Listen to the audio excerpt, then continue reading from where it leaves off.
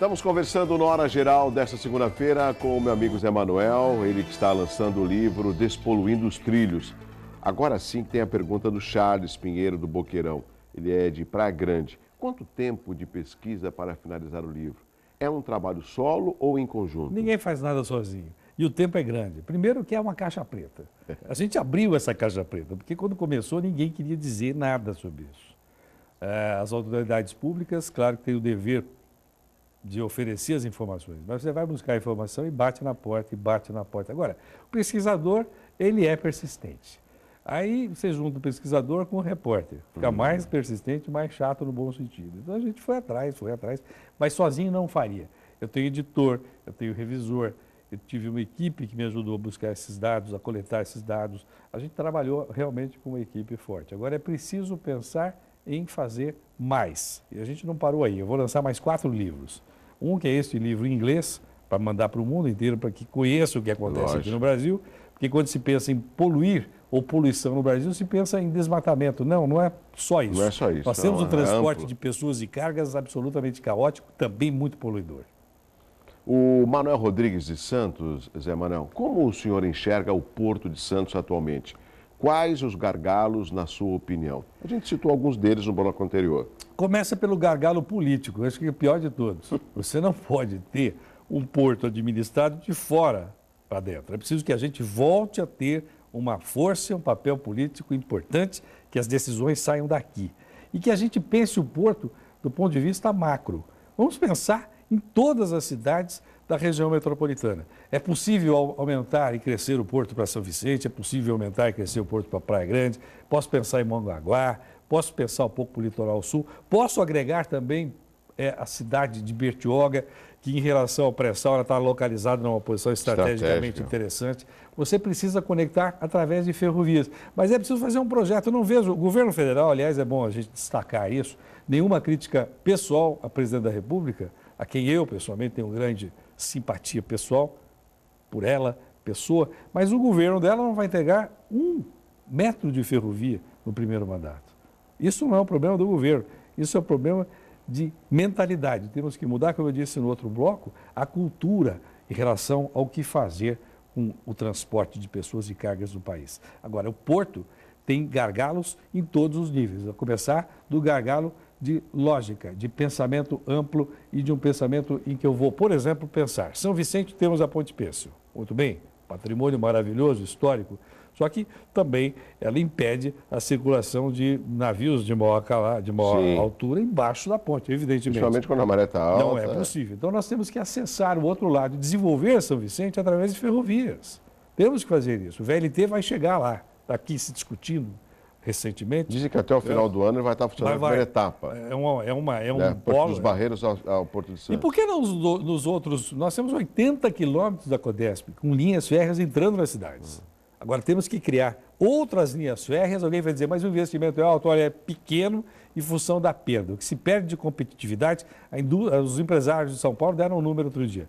17 bilhões por ano que eles gastam a mais para bancar o que se perde do transporte caótico de cargas. As pessoas, a perda, eu falei de competitividade, agora falo de produtividade. Isso que a perturbação, a perda de saúde, a perda de tempo do trabalhador, que trabalha sem muita vontade, é uma perda também gigante para o Brasil, gigante para São Paulo, cerca de 50 bilhões por ano. A gente podia ter mais gente trabalhando, mais tempo oferecendo ao trabalho efetivo, que é um trabalho mais gostoso, mais razoável. Com certeza. Zé Manuel, a Janaína Carvalho do Marapé, é possível despoluir sobre trilhos, como diz o livro, mesmo com a tecnologia que é implantada? É possível e é claro que a tecnologia vai melhorando ao longo do tempo. Mas se você comparar, por exemplo, diesel com diesel, o que transporta através de ferrovias, mesmo que não utilize uma tecnologia mais importante, mais modernizante, mais atualizante, enfim, mesmo que eu não faça isso, eu divido por 4 a poluição. Não, isso é fundamental, essa equação é fundamental. O Rafael Esgrilis, do Barco da Aparecida em Santos, para mudar as coisas no Porto de Santos é preciso vontade política ou vontade de evoluir? As duas coisas, é preciso querer crescer de forma tranquila, de forma saudável. E é como eu disse, o que não pode é o homem público e as pessoas acharem que podem trazer para cá ou para lá. Não, eu quero crescer o porto, mas eu quero que esse problema seja levado para outra cidade. Não, cada cidade tem sua vocação, cada região tem sua vocação. É preciso olhar com um pouco mais de perspectiva de futuro, as vocações, integrar. Eu acho, há pouco alguém perguntou, você fez o livro sozinho, disse, não, eu fiz o que eu costumo dizer para os meus amigos, a gente tem que administrar a competência alheia. Não que não tenhamos, porque a gente luta para ter um pouquinho de competência, mas a sua competência, mais a do seu cameraman, da equipe exatamente. Toda é que dá o programa que você faz. E se não tivesse telespectador, não as perguntas você vê de alto nível que estão sendo feitas. Né? É possível despoluir? É possível sim, a conta é essa. Se melhorar tecnologicamente, por exemplo, na Europa, você tem trens. Quem foi recentemente para a Europa, costuma ir à Europa e toma trem na Europa para passear de uma cidade a outra, de um país a outro, você tem horário marcado.